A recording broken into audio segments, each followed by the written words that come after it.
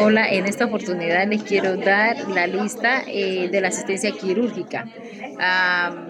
¿Por qué? Porque, como les digo siempre, o sea, no alcanza el tiempo, entonces nada.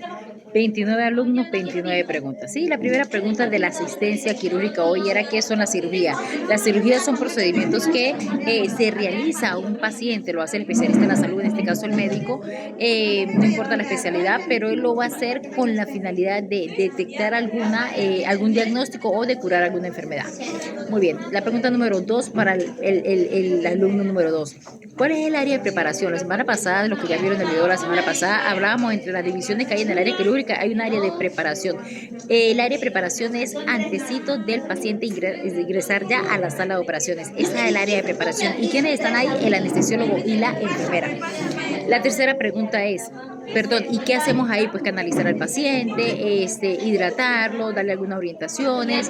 Muchas veces ahí mismo se le hace el rasurado al paciente. Es eso, es la preparación ya para que ingrese a sala de operaciones. Por supuesto, también se le toman todas sus funciones vitales, ¿ok? Y siempre en compañía del anestesiólogo.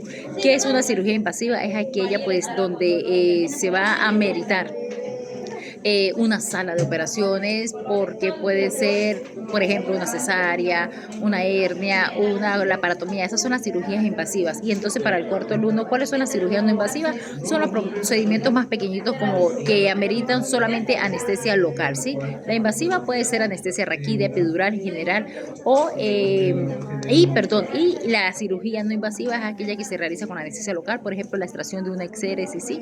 La realización de una exéresis, la extracción por ahí de algún lipomita, esas son las cirugías no invasivas. Al quinto alumno, la quinta pregunta, ¿qué es una incisión? La incisión es el corte que se hace con una hojilla de bisturí en la piel al paciente, eso es la incisión. No me la respondieron. El rasurado, ¿por qué se hace? Bueno, porque el vello es portador de infecciones. El vellito en la mayoría de veces se debe retirar. Siempre va a quedar a criterio del médico. Anteriormente no se hace, o sea, perdón, anteriormente se hacía un día antes, ya no. Ahora cuando se hace este rasurado se hace en el momento, ¿sí? Hablamos de las curaciones de herida. ¿Cuántas veces se debe curar una herida postoperatoria? Por lo menos 2 veces al día. Los retiros de los puntos. La pregunta número 8, retiro de puntos. Esta se hace entre el día 8 y el día 12. Por lo general es el día 10. Recuerden que hay pacientes que el día 7 ya su punto ya están muy sequitos, ya están bien para retirar, se hace. Hay pacientes que el día 12 todavía sus puntos no han cicatrizado bien y el doctor tomará otras decisiones.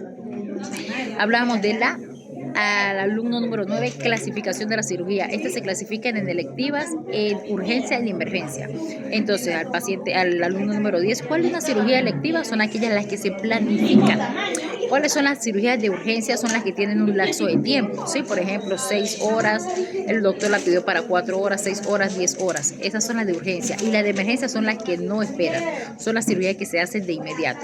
Muy bien, hablamos de las cirugías mayores y las cirugías menores. Entonces les preguntaba, una cirugía mayor, por ejemplo, puede ser una craniotomía, ¿sí? Una nefrectomía, eso le llamamos cirugías mayores. Y una cirugía menor, por ejemplo, es una cirugía como una hernia, eso es una cirugía menor. Le preguntaba qué es una nefrectomía, es la extracción del riñón. ¿Cuáles son los procedimientos que llevan anestesia local? Como le dije hace rato, una exéresis, ok, una verruguita, eso se le puede aplicar anestesia local. ¿Qué presenta la piel si la herida está mal? De inmediato, enrojecimiento. De inmediato, enrojecimiento alrededor de la herida. Esas son una de las cosas que nosotros vamos a apreciar de inmediato.